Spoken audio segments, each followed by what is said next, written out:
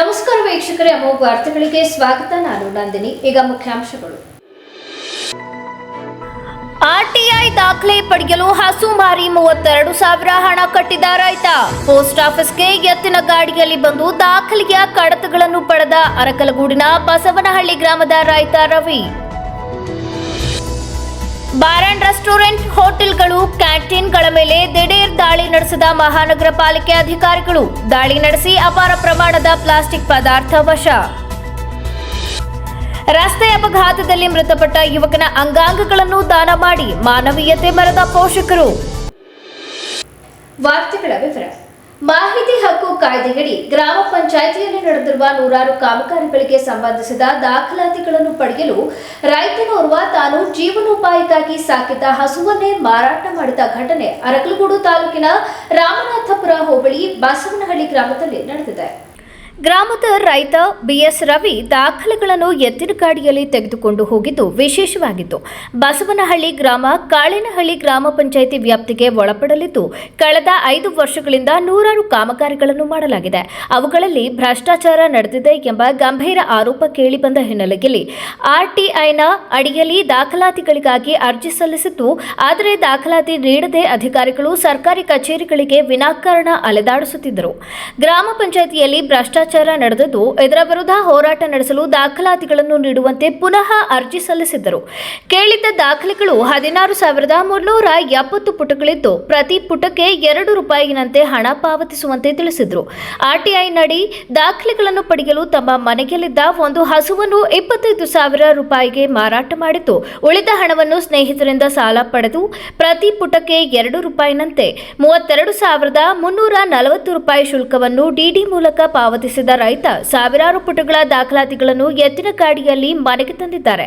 ಎಲ್ಲ ದಾಖಲಾತಿಗಳನ್ನು ಕೂಲಂಕುಷವಾಗಿ ಪರಿಶೀಲಿಸಲಿದ್ದು, ಅಕ್ರಮ ಕಂಡುಬಂದರೆ ಲೋಕಾಯುಕ್ತಕ್ಕೆ ದೂರು ನೀಡುವುದಾಗಿ ಹೇಳಿದರು. ದಾಖಲೆ ಕೋರಿ ಅರ್ಜಿ ಸಲ್ಲಿಸಿದ ನಂತರ ಅರ್ಜಿ ಹಿಂಪಡೆಯಲು ಹಲವು ವ್ಯಕ್ತಿಗಳು ಆಮಿಷಗಳನ್ನು ಒಡ್ಡಿದ್ರು.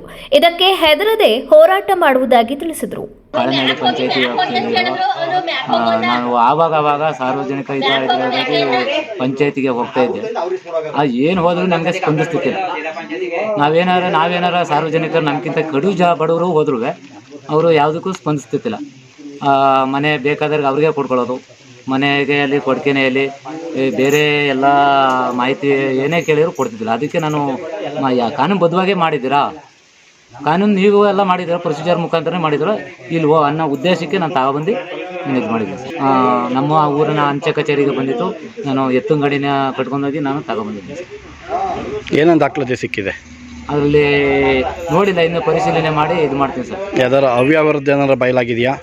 ಅದು ನೋಡ್ತೀವಿ ಸರ್. ಅದು ಪರಿಶೀಲನೆ ಮಾಡಿಲ್ಲ. ಅದು ಏನೋ ಗೊಂದಲ ಟೈಪಲ್ಲಿ ನಮಗೆ ದಾಖಲೆಗಳನ್ನು ಸೃಷ್ಟಿ ಮಾಡಿ ಕೊಟ್ಟಿದ್ದಾರೆ.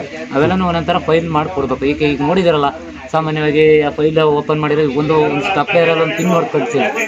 ಒಂದು ಫೈಲು ಅಂತ ಇರುತ್ತೆ. ಅದು ಏನೇನು ಉದ್ದೇಶವೇನೋ, ಅದೇನು MRAಯಲ್ಲಿ ಏನೈತೆ, ಎಸ್ಟಿಮೇಟ್ ಏನಿದೆ, ಇಂಜಿನಿಯರ್ ಎಸ್ಟಿಮೇಟ್ ಎಷ್ಟಿದೆ, ನಾವು ಯಾವ್ಯಾವ ಕಾಮಗಾರಿಕೆಗೆ ಎಲ್ಲೆಲ್ಲಿ ಸಪ್ಲೈ ಬಿಲ್ ಯಾರು ಹಾಕಿದ್ದಾರೆ, NRAG ಯಾರು ಹಾಕಿದ್ದಾರೆ, ಅದು ಒಂದೊಂದು ಫೈಲು ಒಂದೊಂದು ಥರ ಇರಬೇಕು. ಅದು ಆ ರೀತಿ ನಮಗೆ ಕೊಟ್ಟಿಲ್ಲ, ಫೈಲ್ ಮಾಡಿ ಕೊಟ್ಟಿಲ್ಲ.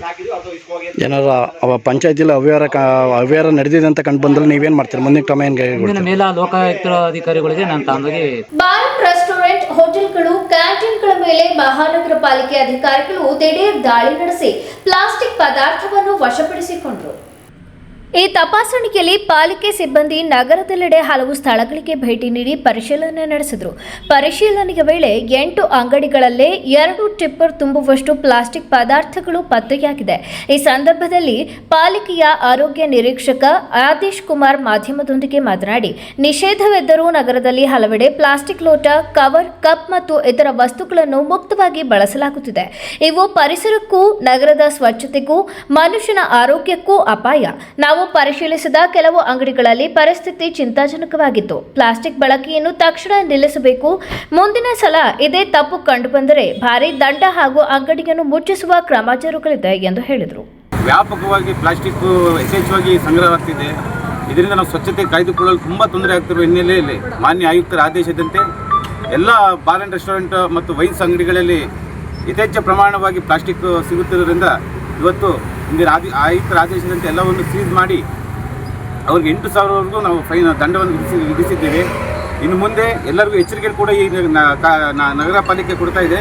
ಯಾವುದೇ ಕಾರಣಕ್ಕೂ ಪ್ಲಾಸ್ಟಿಕ್ ಲೋಟ, ಪ್ಲಾಸ್ಟಿಕ್ ಬಳಕೆಯನ್ನು ಕಡ್ಡಾಯವಾಗಿ ನಿಷೇಧಿಸತಕ್ಕದ್ದು. ಇಲ್ಲವಾದಲ್ಲಿ ನಾಳೆಯಿಂದಲೇ ಎಲ್ಲ ಅಂಗಡಿಗಳನ್ನು ಬಾರ್ ಆ್ಯಂಡ್ ರೆಸ್ಟೋರೆಂಟು ಮತ್ತು ಇತರೆ ವ್ಯಾಪಾರ ಮಾಡುವ ವ್ಯಾಪಾರಸ್ಥರಿಗೆ ದಂಡ ವಿಧಿಸಲಾಗುವುದು. ಮತ್ತು ಕಾರ್ಯಾಚರಣೆಯಲ್ಲಿ ಪಾಲಿಕೆಯ ಮುಖ್ಯ ಆರೋಗ್ಯ ನಿರೀಕ್ಷಕರಾದ ಶಶಿರಾಜ್ ಅರಸ್, ತುಳಸಿ ಪ್ರಸಾದ್, ದೀಪಕ್ ಪ್ರಸಾದ್ ಸೇರಿದಂತೆ ಪಾಲಿಕೆಯ ಸಿಬ್ಬಂದಿಗಳು ಹಾಜರಿದ್ದರು. ರಸ್ತೆ ಅಪಘಾತದಲ್ಲಿ ಮೃತಪಟ್ಟ ಯುವಕನ ಅಂಗಾಂಗಗಳನ್ನು ದಾನ ಮಾಡಿ ಪೋಷಕರು ಮಾನವೀಯತೆ ಮೆರೆದಿದ್ದಾರೆ. ಕಿತ್ತಗಳಲೆ ಗ್ರಾಮದ 33 ವರ್ಷದ ನಾಗರಾಜ್ ಬೈಕಿನಲ್ಲಿ ತೆರಳುವಾಗ ಕೆಲವು ದಿನಗಳ ಹಿಂದೆ ನಡೆದ ಅಪಘಾತದಲ್ಲಿ ಗಂಭೀರವಾಗಿ ಗಾಯಗೊಂಡಿದ್ದರು. ಹಾಸನದಲ್ಲಿ ಪ್ರಾಥಮಿಕ ಚಿಕಿತ್ಸೆ ಪಡೆದು ನಂತರ ಅವರನ್ನು ಬೆಂಗಳೂರಿನ ಖಾಸಗಿ ಆಸ್ಪತ್ರೆಗೆ ಕರೆದೊಯ್ಯಲಾಯಿತು. ವೈದ್ಯರ ಪ್ರಯತ್ನಗಳಿದ್ದರೂ ಮೆದುಳು ಸಂಪೂರ್ಣ ನಿಷ್ಕ್ರಿಯಗೊಂಡಿರುವುದು ದೃಢಪಟ್ಟ ಹಿನ್ನೆಲೆಯಲ್ಲಿ ನಾಗರಾಜ್ ಪೋಷಕರಾದ ದೊಡ್ಡಯ್ಯ ಹಾಗೂ ನಿಂಗಮ್ಮ ಅವರು ಮಾನವೀಯತೆ ಮೆರೆದಿದ್ದಾರೆ.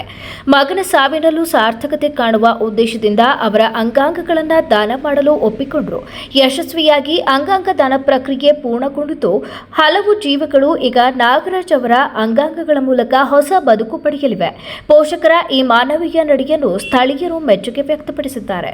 ಗ್ರಾಮೀಣ ಭಾಗದ ಮಕ್ಕಳಿಗೆ ಉತ್ತಮ ಶಿಕ್ಷಣ ನೀಡಿ ಉತ್ತಮ ಪ್ರಜೆಯನ್ನಾಗಿ ರೂಪಿಸಲು ವಸತಿ ಶಾಲಾ ಶಿಕ್ಷಕರ ಪಾತ್ರ ಬಹು ದೊಡ್ಡದು ಎಂದು ಶಾಸಕ ಎಚ್.ಕೆ. ಸುರೇಶ್ ತಿಳಿಸಿದರು. ಪಟ್ಟಣದ ಶಿವಕುಮಾರ ಸ್ವಾಮಿ ಸಮುದಾಯ ಭವನದಲ್ಲಿ ಜಿಲ್ಲಾ ಮಟ್ಟದ ವಸತಿ ಶಾಲೆಗಳ ಶಿಕ್ಷಕರ ದಿನಾಚರಣೆಯನ್ನು ಉದ್ಘಾಟಿಸಿ ಮಾತನಾಡಿದ ಅವರು, ವಸತಿ ಶಾಲಾ ಶಿಕ್ಷಕರ ಜವಾಬ್ದಾರಿ ಹೆಚ್ಚಿದೆ. ತಮ್ಮ ಕುಟುಂಬವನ್ನು ಬಿಟ್ಟು ವಸತಿ ಶಾಲೆಯಲ್ಲಿ ವಾಸವಿದ್ದು ಮಕ್ಕಳಿಗೆ ಶಿಕ್ಷಣ ನೀಡುವುದು ಸುಲಭದ ಮಾತಲ್ಲ. ವಸತಿ ರಹಿತ ಶಿಕ್ಷಕರು ತಮ್ಮ ಕರ್ತವ್ಯ ಮುಗಿದ ನಂತರ ತಮ್ಮ ಜೊತೆಯಲ್ಲಿ ಇರುತ್ತಾರೆ. ಆದರೆ ವಸತಿ ಶಾಲೆಯಲ್ಲಿ ವಿದ್ಯಾರ್ಥಿಗಳ ಜೊತೆ ಅವರ ಮುಂದಿನ ಕಾರ್ಯಚಟುವಟಿಕೆ ಇರುವುದರಿಂದ ಪೋಷಕರ ಜವಾಬ್ದಾರಿ ನಿಮ್ಮ ಮೇಲೆ ಇರುವುದರಿಂದ ಜವಾಬ್ದಾರಿ ಹೆಚ್ಚಿರುತ್ತದೆ. ಮಕ್ಕಳಿಗೆ ಉತ್ತಮ ಶಿಕ್ಷಣ ನೀಡಿ ಸರಿ ದಾರಿಗೆ ತರುವುದು ಶಿಕ್ಷಕರಿಗೆ ಸವಾಲಾಗಿರುತ್ತದೆ. ಆದ್ದರಿಂದ ತಾಲೂಕಿನಲ್ಲಿ ನಡೆಯುತ್ತಿರುವ ಮೊರಾರ್ಜಿ ಅಂಬೇಡ್ಕರ್, ಕಿತ್ತೂರು ರಾಣಿ ಚೆನ್ನಮ್ಮ ವಸತಿ ಶಾಲೆಗಳಲ್ಲಿ ಉತ್ತಮ ಫಲಿತಾಂಶ ತರುವಲ್ಲಿ ಶಿಕ್ಷಕರು ಗಮನ ಹರಿಸಿರುವುದು ಮೆಚ್ಚುಗೆಯಾಗಿದೆ. ಅವರಿಗೆ ಗೌರವ ನೀಡುವುದು ಎಲ್ಲರ ಕರ್ತವ್ಯವಾಗಿದೆ ಎಂದು ಹೇಳಿದರು. ರೈತರ ಕಂಡ್ರೆ ಪ್ರೀತಿ ಸಹ. ಯಾಕೆ ಅಂದರೆ ಶಿಕ್ಷಕರು ಮಕ್ಕಳ ಜೀವನವನ್ನು ಅತ್ಯುನ್ನತ ಮಟ್ಟಕ್ಕೆ ಮಕ್ಕಳುಗಳನ್ನ ಕೆಡಿಸ್ತಕ್ಕಂಥ ಮತ್ತು ಉದ್ಧಾರ ಮಾಡ್ತಕ್ಕಂಥ ಶಕ್ತಿ ಯಾರ್ಯಾರ ಇದೆ ಅಂದರೆ ಅದು ಶಿಕ್ಷಕರು. ಆದರೆ ಶಿಕ್ಷಕರ ಒಂದು ದೂರದೃಷ್ಟಿ ಮಕ್ಕಳುಗಳನ್ನು ಈ ದೇಶದ ಸದ್ಪ್ರಜೆಗಳಾಗಿ ಮಾಡಬೇಕು ಅಂತಕ್ಕಂಥ ದೂರದೃಷ್ಟಿಯನ್ನು ಬಿಟ್ಟರೆ ಅವ್ರಿಗೆ ಬೇರೆ ಯಾವುದೇ ಕೆಲಸವೂ ಸಹ ಇರೋದಿಲ್ಲ, ಯಾವುದೇ ಶಿಕ್ಷಕರು ಸಹ. ಇದು ನನಗೆ ತಿಳಿದಿರ್ತಕ್ಕಂಥ ವಿಚಾರ. ಹಾಗಾಗಿ ಅವರ ಬಗ್ಗೆ ಅತಿಯಾದ ಪ್ರೀತಿ, ವಿಶ್ವಾಸ ಅದನ್ನು ಮಾಡ್ತಕ್ಕಂಥದ್ದು ನನ್ನ ಕರ್ತವ್ಯ ಅಂತಕ್ಕಂಥದ್ದನ್ನು ಭಾವಿಸ್ತಾ ಇವತ್ತು ಹಾಸನ ಜಿಲ್ಲೆಯ ಒಂದು ಏನು ವಸತಿ ಶಿಕ್ಷಕರ ಒಂದು ಸಮಾವೇಶವನ್ನು ತಾವು ಮಾಡ್ತಾ ಇದ್ದೀರಾ, ಬಹುಶಃ ಶಿಕ್ಷಕರಿಗೂ ವಸತಿ ಶಿಕ್ಷಕರಿಗೂ ಅನೇಕ ಸಮಸ್ಯೆಗಳು ಎದುರಾಗುತ್ತೆ. ಶಿಕ್ಷಕರು ಬೆಳಗ್ಗೆ 9:30 ಗಂಟೆಗೆ ಬಂದು ಸಂಜೆ 5 ಗಂಟೆಗೆ ಮನೆಯನ್ನು ಸೇರ್ತಾರೆ. ಆದರೆ ವಸತಿ ಶಿಕ್ಷಕರಿದ್ದಾರಲ್ಲ ಅವರಿಗೆ ಬಹುಶಃ 24/7 ಅದು ಸಹೋದರರಿರ್ಬೋದು, ಸಹೋದರಿಯರಿರ್ಬೋದು, ತಮ್ಮ ಸಂಪೂರ್ಣ ಜೀವನವನ್ನು ಮುಂದಿನ ಪೀಳಿಗೆಗೆ ಅರ್ಪಣೆ ಮಾಡ್ತಕ್ಕಂಥ ಕೆಲಸವನ್ನು ತಾವು ಮಾಡ್ತೀವಿ. ಶಿಕ್ಷಕರ ಸೇವೆ ಅಂತಕ್ಕಂಥದ್ದನ್ನು ನಾನು ಈ ಸಂದರ್ಭದಲ್ಲಿ ಭಾವಿಸ್ಬೇಕಾಗುತ್ತೆ. ಇವತ್ತು ಮೊರಾರ್ಜಿ ಶಾಲೆ, ವಿಶೇಷವಾಗಿ ಸರ್ಕಾರಿ ಶಾಲೆ ಅಂತಕ್ಕಂಥದ್ದನ್ನು ಹೇಳ್ತಾರೆ. ನನಗೆ ಗೊತ್ತಿದ್ದಂಗೆ ತಾವು ಸಂಪೂರ್ಣ ಸಮಯವನ್ನು ಕೊಟ್ಟು ಏನು ಗ್ರಾಮೀಣ ಪ್ರದೇಶದಿಂದ ಬರ್ತಕ್ಕಂಥ ವಿದ್ಯಾರ್ಥಿಗಳನ್ನ ಅತಿ ಹೆಚ್ಚು ಅಂಕವನ್ನು ಕೊಡಿಸ್ತಕ್ಕಂಥ ಸಾಮರ್ಥ್ಯ ಉಳ್ಳಂಥ ಶಿಕ್ಷಕರು ಯಾರು ಅಂದರೆ ಅದು ವಸತಿ ಶಿಕ್ಷಕರು ಅಂತಕ್ಕಂಥದ್ದನ್ನು ನಾನು ಈ ಸಂದರ್ಭದಲ್ಲಿ. ಯಾಕೆಂದರೆ ನಗರ ಪ್ರದೇಶದಲ್ಲಾದರೆ ಒಂದಿಷ್ಟು ತಂದೆ ತಾಯಿಯಂದಿರು ವಿದ್ಯಾವಂತರಾಗಿರ್ತಾರೆ, ಮಕ್ಕಳುಗಳು ಸಹ ಒಂದಿಷ್ಟು ವಿದ್ಯಾವಂತರಾಗಿರ್ತಾರೆ. ಅವರನ್ನು 100ಕ್ಕೆ 100 ತರ್ತಕ್ಕಂಥದ್ದು ಕಡಿಮೆ ಅಲ್ಲ. ಆದರೆ 0ರಿಂದ 100ಕ್ಕೆ 100 ತರ್ತಿರಲ್ಲ, ಅದು ತಮ್ಮೆಲ್ಲರ ಸಾಧನೆ ಅಂತಕ್ಕಂಥದ್ದನ್ನು ನಾವು ಈ ಸಂದರ್ಭದಲ್ಲಿ ಅಂಥ ಒಂದು ಶಿಕ್ಷಣಕ್ಕೆ ಒತ್ತನ್ನು ಕೊಡ್ತಕ್ಕಂಥ ಕೆಲಸವನ್ನು ಮಾಡಿ ಇವತ್ತು ವಸತಿ ಶಿಕ್ಷಣದಲ್ಲಿ ವಿದ್ಯಾಭ್ಯಾಸವನ್ನು ಮಾಡುವಂಥ ಶಿಕ್ಷಕರು ಅದ್ರ ಜೊತೆಯಲ್ಲಿ ವಿದ್ಯಾರ್ಥಿಗಳು ಸಹ ಅತ್ಯುನ್ನತ ಮಟ್ಟಕ್ಕೆ, ಏಕೆಂದರೆ ಶಿಸ್ತನ್ನು ಬೆಳಗ್ಗೆ ಪ್ರಾರಂಭವನ್ನು ತಾವು ಮಾಡ್ತೇವೆ. ಈ ಸಂದರ್ಭದಲ್ಲಿ ಕನ್ನಡ ಸಾಹಿತ್ಯ ಪರಿಷತ್ ಪ್ರಧಾನ ಕಾರ್ಯದರ್ಶಿ ಬೊಮ್ಮೇಗೌಡ, ಕ್ಷೇತ್ರ ಶಿಕ್ಷಣಾಧಿಕಾರಿ ಭಾಗ್ಯಮ್ಮ, ಜಿಲ್ಲಾ ಸಮನ್ವಯ ಅಧಿಕಾರಿ ಪ್ರಸನ್ನಕುಮಾರ್, ಕರ್ನಾಟಕ ರಾಜ್ಯ ವಸತಿ ಶಾಲಾ ಶಿಕ್ಷಕರ ಸಂಘದ ರಾಜ್ಯ ಅಧ್ಯಕ್ಷ ರವಿಚಂದ್ರ, ಸುಮಂತ್ ಪ್ರಕಾಶ್, ಹರೀಶ್, ಭಾಗ್ಯಲಕ್ಷ್ಮಿ, ಹೇಮಾವತಿ, ಉಷಾ, ಚಂದ್ರಪ್ರಭಾ, ಶಂಕರ್ ಸೇರಿದಂತೆ ಇತರರು ಹಾಜರಿದ್ದರು. ಕೇಂದ್ರ ಹಾಗೂ ರಾಜ್ಯ ಸರ್ಕಾರದ ಕೆಪಿಎಸ್ ಮ್ಯಾಗ್ನೆಟ್ ಯೋಜನೆಯಡಿ ಸರ್ಕಾರಿ ಶಾಲೆಗಳನ್ನು ವಿಲೀನಗೊಳಿಸುವ ಪ್ರಯತ್ನಕ್ಕೆ ತೀವ್ರ ವಿರೋಧ ವ್ಯಕ್ತವಾಗಿದ್ದು, ಎಐಡಿಎಸ್ಒ ಹಾಸನ ಘಟಕದ ನೇತೃತ್ವದಲ್ಲಿ ನಗರದ ಹೇಮಾವತಿ ಪ್ರತಿಮೆ ಮುಂಭಾಗದಲ್ಲಿ ಬೃಹತ್ ಪ್ರತಿಭಟನೆ ಜರುಗಿತು. ವಿವಿಧ ಕಾಲೇಜುಗಳ ನೂರಾರು ವಿದ್ಯಾರ್ಥಿಗಳು, ಯುವಕರು ಹಾಗೂ ಸಂಘಟನೆಯ ಕಾರ್ಯಕರ್ತರು ಪ್ರತಿಭಟನೆಯಲ್ಲಿ ಭಾಗವಹಿಸಿದರು. ಪ್ರತಿಭಟನೆಯನ್ನು ಉದ್ದೇಶಿಸಿ ಮಾತನಾಡಿದ ಜಿಲ್ಲಾ ಸಂಚಾಲಕಿ ಚೈತ್ರ ಅವರು, ಕೆಪಿಎಸ್ ಮ್ಯಾಗ್ನೆಟ್ ಯೋಜನೆ ರಾಜ್ಯದ ಸಾರ್ವಜನಿಕ ಶಿಕ್ಷಣ ವ್ಯವಸ್ಥೆಯನ್ನು ದುರ್ಬಲಗೊಳಿಸುವ ನಿಟ್ಟಿನಲ್ಲಿರುವ ನೀತಿಯಾಗಿದ್ದು, ಇದರ ಜಾರಿಗೆ 325 ಕಿಲೋಮೀಟರ್ ವ್ಯಾಪ್ತಿಯಲ್ಲಿರುವ ಸರ್ಕಾರಿ ಶಾಲೆಗಳು ವಿಲೀನಗೊಳ್ಳುವ ಅಪಾಯವಿದೆ. ಮುಖ್ಯ ಹಾಗೂ ಶಿಕ್ಷಣ ಇಲಾಖೆ ಯಾವುದೇ ಸರ್ಕಾರಿ ಶಾಲೆಯನ್ನು ಮುಚ್ಚುವುದಿಲ್ಲ ಎಂದು ಭರವಸೆ ನೀಡಿದ್ರು. ಗ್ರಾಮ ಪಂಚಾಯಿತಿ ಮಟ್ಟದಲ್ಲಿ ಒಂದರಂತೆ 5,900 ಮ್ಯಾಗ್ನೆಟ್ ಶಾಲೆಗಳನ್ನು ಸ್ಥಾಪಿಸುವ ಯೋಜನೆ 40,000ಕ್ಕೂ ಹೆಚ್ಚು ಸರ್ಕಾರಿ ಶಾಲೆಗಳ ಅಸ್ತಿತ್ವದ ಮೇಲೆ ನೇರ ಪ್ರಹಾರವಾಗಲಿದೆ. ಈ ಹಿನ್ನೆಲೆಯಲ್ಲಿ ಕೆಪಿಎಸ್ ಯೋಜನೆಯನ್ನು ತಕ್ಷಣವೇ ಹಿಂಪಡೆಯಬೇಕು ಎಂದು ಹೇಳಿದರು. ಇವತ್ತು AIDSO All India Democratic Students Organisation ವಿದ್ಯಾರ್ಥಿ ಸಂಘಟನೆಯಿಂದ ರಾಜ್ಯದಾದ್ಯಂತ ಎಲ್ಲಾ ಜಿಲ್ಲೆಗಳಲ್ಲಿ ಸರ್ಕಾರಿ ಶಾಲೆಗಳನ್ನ ಉಳಿಸೋದಕ್ಕೋಸ್ಕರ ಹೋರಾಟ ನಡೀತಾ ಇದೆ. ಯಾಕಂತ ಹೇಳಿದ್ರೆ ವಿಷಯ, ನಾವು ಎಐಡಿಎಸ್ಒ ವಿದ್ಯಾರ್ಥಿ ಸಂಘಟನೆಯಿಂದ ಬಹಳ ವರ್ಷಗಳಿಂದ ಸರ್ಕಾರಿ ಶಾಲೆಗಳನ್ನ ಉಳಿಸಬೇಕು ಅನ್ನೋ ಹೋರಾಟ ಮಾಡ್ತಾ ಇದೀವಿ. ಕಳೆದ ಬಿಜೆಪಿ ಗವರ್ಮೆಂಟ್ ಇದ್ದಾಗಲೂ ನಾವು 13,000 ಸರ್ಕಾರಿ ಶಾಲೆಗಳನ್ನ ಉಳಿಸಬೇಕಂತ ಹೇಳಿ ಧ್ವನಿ ಎತ್ತಿದ್ದೀವಿ. ಈವನ್ ಕಾಂಗ್ರೆಸ್ ಗವರ್ಮೆಂಟ್ ಬಂದಾಗಲೂ ಕೂಡ 6,000 ಶಾಲೆಗಳನ್ನ ಮುಚ್ತೀವಿ ಅಂತ ಹೋಗಿದ್ರು. ಅವಾಗ ನಾವು 50 ಲಕ್ಷ ಸಿಗ್ನೇಚರ್ಸ್ ನ ಕಲೆಕ್ಟ್ ಮಾಡೋದ್ರ ಮೂಲಕ ಸರ್ಕಾರಿ ಶಾಲೆಗಳು ಉಳಿಬೇಕಂತ ಹೇಳಿ ಧ್ವನಿ ಎತ್ತಿದ್ದೀವಿ. ಸೊ ಆ ಹೋರಾಟಕ್ಕೆ ಮಣಿದು ಶಿಕ್ಷಣ ಸಚಿವರೇ ಸರ್ಕಾರಿ ಶಾಲೆಗಳನ್ನ ನಾವು ಮುಚ್ಚಲ್ಲ ಅಂತ ಹೇಳಿದ್ರು. ಇವತ್ತು ಅದೇ ಶಿಕ್ಷಣ ಸಚಿವರೇ ಕಳೆದ ತಿಂಗಳು ಒಂದು ಸರ್ಕ್ಯುಲರ್ ಬಿಟ್ಟಿದ್ದಾರೆ. ಸೊ ಆ ಸರ್ಕ್ಯುಲರ್ ಪ್ರಕಾರ ಕೆಪಿಎಸ್ ಮ್ಯಾಗ್ನೆಟ್ ಅಂತ ಹೇಳಿ ಒಂದು 800 ಸರ್ಕಾರಿ ಶಾಲೆಗಳನ್ನ ಓಪನ್ ಮಾಡ್ತೀವಿ ಅಂತ ಹೇಳಿ. ಶಾಲೆಗಳನ್ನ ಓಪನ್ ಮಾಡೋದಕ್ಕೆ ಯಾವಾಗಲೂ ಎಐಡಿಎಸ್ಒ ಸ್ವಾಗತಿಸುತ್ತೆ. ಆದ್ರೆ ಕೆಪಿಎಸ್ ಮ್ಯಾಗ್ನೆಟ್ ಸ್ಕೂಲ್ ಹೆಸರಲ್ಲಿ ಇವತ್ತು ಸಾವಿರಾರು ಸಂಖ್ಯೆ ಸ್ಕೂಲ್ಗಳನ್ನ ಮುಚ್ಚ ಕೊಡ್ತಾ ಇದ್ದಾರೆ. ಅದನ್ನ ನಾವು ವಿರೋಧಿಸ್ತೀವಿ. ಯಾಕಂತ ಹೇಳಿದ್ರೆ ಕೆಪಿಎಸ್ ಮ್ಯಾಗ್ನೆಟ್ ಸ್ಕೂಲ್ಗಳು ಗ್ರಾಮ ಪಂಚಾಯತಿಗೆ ಒಂದಂಗೆ ಸ್ಟಾರ್ಟ್ ಆಗ್ಬೇಕು. ಆ ಮ್ಯಾಗ್ನೆಟ್ ಅಂತ ಹೆಸರು ಇಟ್ಟಿರೋದನ್ನ ಸುತ್ತಮುತ್ತ ಇರೋ 5 ಕಿಲೋಮೀಟರ್ ಸರೌಂಡಿಂಗ್ ಇರೋ ಸರ್ಕಾರಿ ಶಾಲೆಗಳನ್ನ ಅದು ಹೀರ್ಕೋಬೇಕಂತೆ. ಅಂದ್ರೆ ಅರ್ಥ ಅವು ಮರ್ಜ್ ಆಗ್ಬೇಕು ಅಂದ್ರೆ ಅದ್ರ ಅರ್ಥ ಮುಚ್ಚುತ್ತವೆ ಅಂತಾನೆ. ಹಾಗಾದ್ರೆ ಕರ್ನಾಟಕದಲ್ಲಿ ಒಟ್ಟು 6,000 ಗ್ರಾಮ ಪಂಚಾಯತಿಗಳಿದಾವೆ. ಗ್ರಾಮ ಪಂಚಾಯತಿಗೆ ಒಂದೇ ಶಾಲೆ ಉಳ್ಕೊಳ್ಳುತ್ತೆ ಅಂದ್ರೆ ಇನ್ನು 44,000 ಸರ್ಕಾರಿ ಶಾಲೆಗಳು ಎಲ್ಲಿ? ಅದನ್ನ ನಾವು ಪ್ರಶ್ನೆ ಕೇಳ್ತಿರೋದು. 800 ಶಾಲೆ ಸ್ಟಾರ್ಟ್ ಮಾಡ್ತೀವಿ ಅಂತ ಹೇಳಿ 40,000 ಶಾಲೆಗಳನ್ನ ಮುಚ್ಚೋದನ್ನ ಯಾವತ್ತಿಗೂ ಎಐಡಿಎಸ್ಒ ವಿದ್ಯಾರ್ಥಿ ಸಂಘಟನೆ ವಿರೋಧಿಸದೇ ಇರಕ್ ಸಾಧ್ಯನೇ ಇಲ್ಲ. ಹಾಗಾಗಿ ಈ ಶಾಲೆಗಳು ಉಳಿಬೇಕು ಅಂತ ಹೇಳಿದ್ರೆ ವಿದ್ಯಾರ್ಥಿಗಳು ಧ್ವನಿ ಎತ್ತಬೇಕು. ಯಾವ ಸಾವಿತ್ರಿಬಾಯಿ ಫುಲೆ, ಜ್ಯೋತಿಬಾ ಫುಲೆ, ಇವತ್ತು ಈಶ್ವರಚಂದ್ರ ವಿದ್ಯಾಸಾಗರ್, ಭಗತ್ ಸಿಂಗ್ ಶಿಕ್ಷಣ ಪ್ರತಿಯೊಬ್ಬರ ಹಕ್ಕು ಅಂತ ಹೇಳಿ ಹೋರಾಟ ಮಾಡಿದ್ರು. ಇವತ್ತು ಅದೇ ಶಿಕ್ಷಣ ಏನು ಕಸ್ಕೊಳ್ಳಕ್ ಬರ್ತಾ ಇದ್ದಾರೆ ಸರ್ಕಾರ. ಇದನ್ನ ನಾವು ವಿರೋಧಿಸಿ ಹೋರಾಟಗಳು ಮಾಡ್ತಾ ಇದೀವಿ. ಏನ್ ಕೆಪಿಎಸ್ ಮ್ಯಾಗ್ನೆಟ್ ಸ್ಕೂಲ್ ಅಂತ ಹೇಳಿ ಹೊಸ ಯೋಜನೆ ಅಡಿಯಲ್ಲಿ ಸರ್ಕಾರಿ ಶಾಲೆಗಳು ಮುಚ್ಚ ಕೊಡ್ತಾ ಇದ್ದಾರೆ, ಅದನ್ನ ವಿರೋಧಿಸಿ ಹೋರಾಟ ಮಾಡ್ತಾ ಇದೀವಿ. ಈ ಕೂಡಲೇ ಸರ್ಕಾರ ಈ ಯೋಜನೆನ ಪ್ರತಿಭಟನೆಯಲ್ಲಿ ಸಹ ಸಂಚಾಲಕಿ ಸುಷ್ಮಾ ಮತ್ತು ಕಾರ್ಯಕರ್ತರಾದ ಮೋಹನ್, ಅಭಿಷೇಕ್, ಆರ್ಯನ್, ಧನರಾಜ್, ಚಿಂತನ, ರಂಗನಾಥ್, ದಿವ್ಯಾ, ಗೀತಾಂಜಲಿ, ನಿಶಾ ಹಾಜರಿದ್ದರು. ದಲಿತ ಸಾಹಿತ್ಯ ಪರಿಷತ್ ನೂತನ ಅಧ್ಯಕ್ಷರಾಗಿ ತಾಲೂಕು ಪತ್ರಕರ್ತರ ಸಂಘದ ಉಪಾಧ್ಯಕ್ಷ ಡಿಕೆ ವಸಂತಯ್ಯ ಆಯ್ಕೆಯಾಗಿದ್ದಾರೆ. ತಾಲೂಕು ಪತ್ರಕರ್ತರ ಸಂಘದ ಅಧ್ಯಕ್ಷ ಎಚ್ಪಿ ವೆಂಕಟೇಶ್, ಹಿರಿಯ ಸದಸ್ಯ ಎನ್ಎಸ್ ರಾಧಾಕೃಷ್ಣ, ಸದಸ್ಯರುಗಳಾದ ಎಚ್ಎನ್ ಕೃಷ್ಣ, ಅಭಿಲಾಷ್, ವೆಂಕಟೇಶ್, ನಾಸಿರ್, ಎಚ್ವಿ ರವಿಕುಮಾರ್ ಪತ್ರಕರ್ತರ ಸಂಘದ ಕಚೇರಿಯಲ್ಲಿ ಅವರನ್ನು ಸನ್ಮಾನಿಸಿದರು. ಈ ಸಂದರ್ಭದಲ್ಲಿ ಅಧ್ಯಕ್ಷ ಎಚ್ಬಿ ವೆಂಕಟೇಶ್ ಮಾತನಾಡಿ, ದಲಿತ ಸಾಹಿತ್ಯ ಕ್ಷೇತ್ರದಲ್ಲಿ ಕರ್ತವ್ಯ ನಿರ್ವಹಿಸಲು ನಮ್ಮ ಸಂಘದ ಉಪಾಧ್ಯಕ್ಷರಿಗೆ ಅವಕಾಶ ಸಿಕ್ಕಿರುವುದು ಹೆಮ್ಮೆಯ ವಿಷಯ. ಈ ಸ್ಥಾನವನ್ನು ವ್ಯವಸ್ಥಿತವಾಗಿ ಸದ್ಬಳಕೆ ಮಾಡಿಕೊಂಡು ದಲಿತ ಸಾಹಿತ್ಯದ ಹಿರಿಮೆಯನ್ನ ಎತ್ತಿ ಹಿಡಿಯುವ ನಿಟ್ಟಿನಲ್ಲಿ ಕಾರ್ಯೋನ್ಮುಖರಾಗಬೇಕು ಎಂದು ಹೇಳಿದರು. ಒಬ್ಬ ಸದಸ್ಯ ಮತ್ತು ಆತ್ಮೀಯ ಸ್ನೇಹಿತರಾದಂಥ ಡಿಕೆ ವಸಂತಯ್ಯ ಅವರು ಕಳೆದ ಒಂದು 3-4 ದಿನಗಳ ಹಿಂದೆ ತಾಲೂಕು ದಲಿತ ಸಾಹಿತ್ಯ ಪರಿಷತ್ತಿನ ಅಧ್ಯಕ್ಷರಾಗಿ ಆಯ್ಕೆಯಾಗಿದ್ದಾರೆ. ಅದು ಅವಿರೋಧವಾಗಿ ಆಯ್ಕೆಯಾಗಿದ್ದಾರೆ. ಅವರ ಆಯ್ಕೆಯನ್ನು ನಾವು ತುಂಬ ಗೌರವಿಸಿ, ನಮ್ಮ ತಾಲೂಕು ಸಂಘದ ಒಬ್ಬ ಸದಸ್ಯ ಆದ್ದರಿಂದ ನಾವು ಅವ್ರನ್ನ ನಮ್ಮ ಸಂಘದ ವತಿಯಿಂದ ಅಭಿನಂದನೆಯನ್ನು ಸಲ್ಲಿಸಬೇಕಾಗಿದೆ. ಅವರು ಈ ಕೆಲವು ವರ್ಷಗಳಿಂದ ನಾನಾ ರಾಜ್ಯ ಮಟ್ಟದ ಪತ್ರಿಕೆ ಮತ್ತು ಜಿಲ್ಲಾ ಮಟ್ಟದ ಪತ್ರಿಕೆಗಳಲ್ಲಿ ಜಿಲ್ಲಾ ಪತ್ರಿಕೆಗಳಲ್ಲೂ ಸಹ ಸುದ್ದಿಗಳನ್ನ ಮಾಡಿಕೊಂಡು ನಾವು ಪತ್ರಕರ್ತರು ಅವಸರ ಸಾಹಿತ್ಯದಲ್ಲಿ ತೊಡಗಿಸ್ಕೊಂಡಿರುವಂಥವರು ನಿತ್ಯ ಕನ್ನಡದ ಉಪಾಸಕರಾಗಿ ಸೇವೆಯನ್ನು ಸಲ್ಲಿಸ್ಕೊಂಡು ಬಂದಿರ್ತೀವಿ. ಹಾಗಾಗಿ ನಮ್ಮನ್ನು ಗುರುತಿಸಿ ಒಂದು ನಮ್ಮ ಸಂಘದ ಸದಸ್ಯನ ಅದು ನಮ್ಮ ಸಂಘದಲ್ಲಿ ಉಪಾಧ್ಯಕ್ಷರಾಗಿ ಸೇವೆ ಸಲ್ಲಿಸ್ತಾ ಇದ್ದಂಥ ಈಗಲೂ ಕರ್ತವ್ಯ ನಿರತರಾಗಿರ್ತಕ್ಕಂಥ ಈಗ ವಸಂತಯ್ಯನವರು ದಲಿತ ಸಾಹಿತ್ಯ ಪರಿಷತ್ತಿನ ಅಭ್ಯುದಯಕ್ಕೆ ಹೆಚ್ಚಿನ ಒತ್ತು ಕೊಟ್ಟು ಇನ್ನೂ ಹೆಚ್ಚು ಉನ್ನತ ಸ್ಥಾನಕ್ಕೆ ಏರಲಿ ಅಂತ. ಈಗ ಜಾಹೀರಾತು.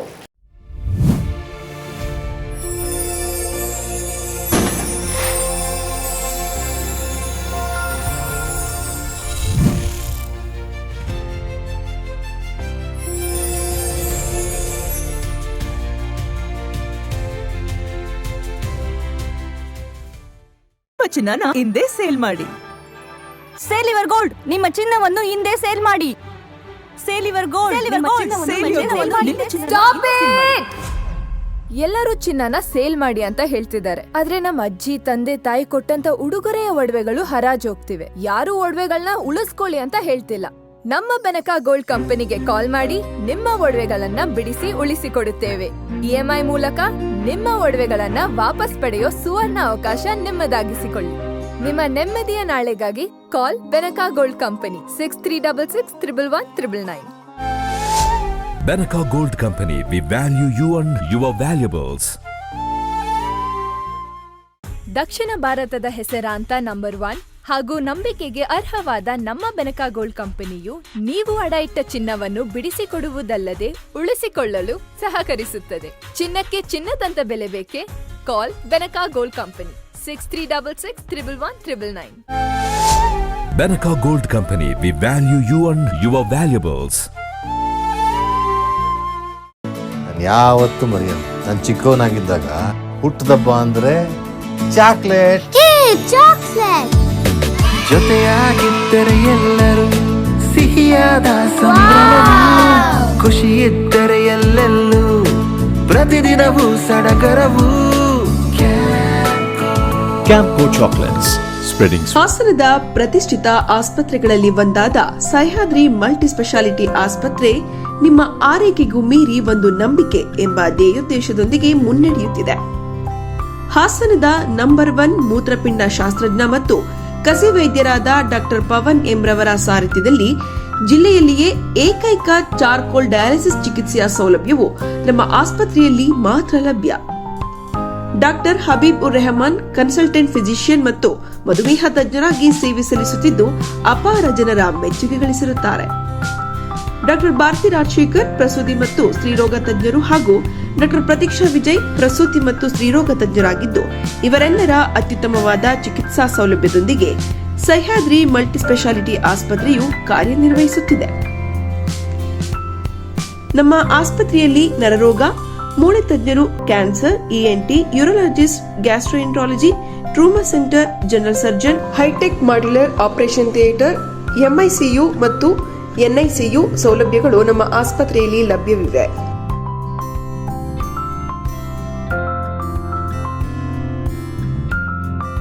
ದಿನದ 24 ಗಂಟೆಯೂ ತುರ್ತು ಸೇವಾ ವಿಭಾಗವು ತೆರೆದಿರುತ್ತದೆ. ಅತ್ಯಾಧುನಿಕ ಅಲ್ಟ್ರಾಸೌಂಡ್ ಸ್ಕ್ಯಾನಿಂಗ್, ಎಕ್ಸ್ರೇ ಮತ್ತು ಲ್ಯಾಬ್ ಹಾಗೂ ಎಲ್ಲ ರೀತಿಯ ಆರೋಗ್ಯ ವಿಮೆ ಸೌಲಭ್ಯವಿದೆ. ಸಹ್ಯಾದ್ರಿ ಮಲ್ಟಿ ಸ್ಪೆಷಾಲಿಟಿ ಆಸ್ಪತ್ರೆ, ಭಾರತಿ ಹೆಲ್ತ್ ಕೇರ್ ಕಾಂಪ್ಲೆಕ್ಸ್, ಗಂಧದ ಕೋಟೆ ಮುಂಭಾಗ, RC ರಸ್ತೆ, ಹಾಸನ. Phone number 08172 265033 884022 446. ರಾಜ್ಯದ ಪ್ರತಿಷ್ಠಿತ ಸೇವಾ ಸಂಸ್ಥೆಗಳಲ್ಲಿ ಒಂದಾದ ರಾಷ್ಟ್ರೋತ್ಥಾನ ಪರಿಷತ್ ಭಾರತೀಯ ಜ್ಞಾನ ಪರಂಪರೆ, ನೈಜ ಇತಿಹಾಸ, ಸಂಸ್ಕೃತಿ, ಜೀವನ ಪದ್ಧತಿ ಪ್ರತಿಬಿಂಬಿಸುವ CBSE ಪಠ್ಯಕ್ರಮದ 17 ವಿದ್ಯಾಕೇಂದ್ರಗಳನ್ನು ರಾಜ್ಯದ ವಿವಿಧ ಭಾಗಗಳಲ್ಲಿ ನಡೆಸುತ್ತಿದೆ. ಈ ಶಾಲೆಗಳಲ್ಲಿ ವಿದ್ಯಾರ್ಥಿಗಳ ಸರ್ವಾಂಗೀಣ ವಿಕಾಸಕ್ಕಾಗಿ ಪಂಚಮುಖಿ ಶಿಕ್ಷಣ ಎನ್ನುವ ವಿಶಿಷ್ಟ ಕಲಿಕಾ ಪದ್ಧತಿಯನ್ನು ಅನುಷ್ಠಾನಗೊಳಿಸಲಾಗಿದೆ.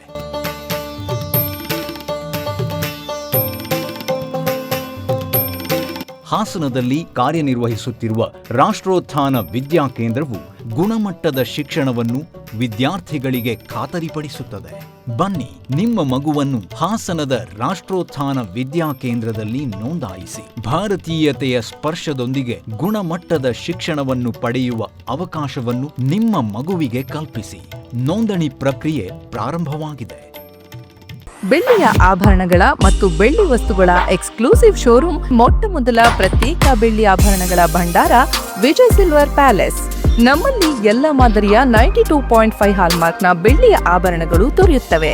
ಗೋಲ್ಡ್ ಪ್ಲೇಟೆಡ್ ಆಂಟಿಕ್ ನೆಕ್ಲೆಸ್ಗಳು, ಜುಮುಕಿಗಳು, ಸೊಂಟದ ಡಾಬುಗಳು, ಟೆಂಪಲ್ ಡಿಸೈನ್ ಬಳೆಗಳು, ತೋಡುಬಂದಿಗಳು, ಎಮರಾಲ್ಡ್ ವಸ್ತುಗಳು, ಪ್ರತಿನಿತ್ಯ ಹೊಸ ಹೊಸ ಡಿಸೈನ್ಗಳು ಇಲ್ಲಿ ಲಭ್ಯವಿದೆ. ದೇವರ ವಿಗ್ರಹಗಳು, ಬೆಳ್ಳಿಯ ದೀಪಗಳು, ಬೆಳ್ಳಿ ತಟ್ಟೆ, ಬೆಳ್ಳಿ ಚೊಂಬು, ಪೂಜಾ ಸಾಮಗ್ರಿಗಳು, ಬೆಳ್ಳಿಯ ದೇವರ ಮಂಟಪಗಳು ದೊರೆಯುತ್ತವೆ. Vijay silver palace, Subhash square, Devigere circle, Hassan. Contact 9060133333. Gomathi ಕಲ್ಯಾಣ ಮಂಟಪ 14 ವಸಂತಗಳನ್ನು ಪೂರೈಸಿ 15ನೇ ವರ್ಷಕ್ಕೆ ಪಾದಾರ್ಪಣೆ ಮಾಡುತ್ತಿರುವ ನಮ್ಮ ಗೋಮತಿ ಕಲ್ಯಾಣ ಮಂಟಪವನ್ನ ಹೊಚ್ಚ ಹೊಸ ರೂಪದಲ್ಲಿ ನಿಮ್ಮ ಮುಂದೆ ಪ್ರಸ್ತುತಪಡಿಸುತ್ತಿದ್ದೇವೆ. ಅತ್ಯಾಧುನಿಕವಾಗಿ ನವೀಕರಣಗೊಂಡ ಕಲ್ಯಾಣ ಮಂಟಪದಲ್ಲಿ 1200 ಜನರು ಕೂರಬಹುದಾದಂತಹ ಬ್ಯಾಂಕ್ವೆಟ್ ಹಾಲ್ ಹಾಗೂ 700 ಜನರು ಊಟ ಮಾಡಬಹುದಾದ ಡೈನಿಂಗ್ ಹಾಲ್ ಇದ್ದು, ಮದುವೆ, ಬೀಗರ ಔತಣ, ನಾಮಕರಣ ಮತ್ತು ಎಲ್ಲ ಶುಭ ಸಮಾರಂಭಗಳಿಗೆ, ಸಸ್ಯಾಹಾರಿ ಮತ್ತು ಮಾಂಸಾಹಾರಿ ಔತಣಗಳಿಗೆ ಹಾಲ್ ಅನ್ನು ನೀಡಲಾಗುತ್ತದೆ. 4 ಎಕರೆಗೂ ಅಧಿಕ ಜಾಗದಲ್ಲಿ ವಾಹನಗಳಿಗೆ ಉತ್ತಮವಾದ ಪಾರ್ಕಿಂಗ್ ವ್ಯವಸ್ಥೆ ಸಹ ಲಭ್ಯವಿದೆ. ನಿಮ್ಮ ಕುಟುಂಬದ ಸುಂದರ ಕಾರ್ಯಕ್ರಮಗಳನ್ನು ಅತ್ಯುತ್ತಮ ಕ್ಷಣಗಳನ್ನಾಗಿ ಮಾರ್ಪಾಡಾಗಿಸಲು ಒಂದು ಒಳ್ಳೆಯ ಜಾಗ, ಅದುವೇ ನಮ್ಮ ಗೋಮತಿ ಕಲ್ಯಾಣ ಮಂಟಪ. ಗೋಮತಿ ಕಲ್ಯಾಣ ಮಂಟಪ, ಕೋಟ್, ಹೊಸ ಬಸ್ ನಿಲ್ದಾಣದ ಹತ್ತಿರ, ಚನ್ನಪಟ್ಟಣ ಬಡಾವಣೆ, ಹೊಳೆನರಸೀಪುರ ರಸ್ತೆ, ಹಾಸನ. ಬುಕಿಂಗ್ ಹಾಗೂ ಹೆಚ್ಚಿನ ಮಾಹಿತಿಗಾಗಿ ಸಂಪರ್ಕಿಸಿ 9484272661 ಮತ್ತು 8970568666.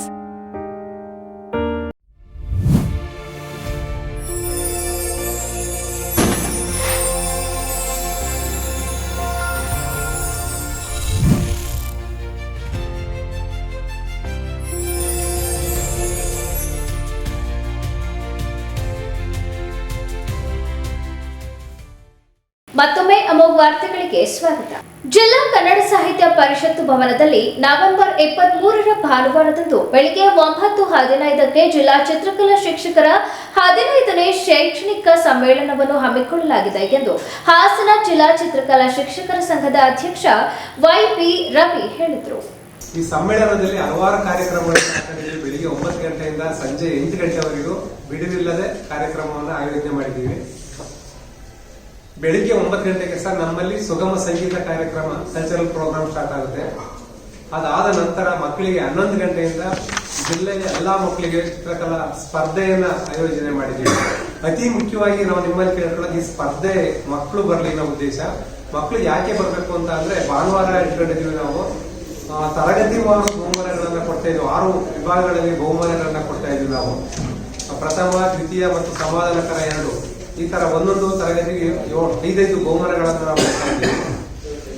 ಅದಾದ ನಂತರ ಮಧ್ಯಾಹ್ನ ಊಟದ ನಂತರ ದೇಸಾಯಿ ಸರ್ ಅವರ ಒಂದು ಪ್ರಾತ್ಯಕ್ಷಿಕೆ ಇದೆ. ಹಾಗಾಗಿ ಎಲ್ಲ ಶಿಕ್ಷಕರಿಗೂ ಅದು ಉಪಯೋಗ ಆಗಲಿ ಅನ್ನೋ ದೃಷ್ಟಿಯಿಂದ. ಕಡೆಯದಾಗಿ 3:30ಕ್ಕೆ ಒಂದು ಸಮಾರೋಪ ಸಮಾರಂಭ.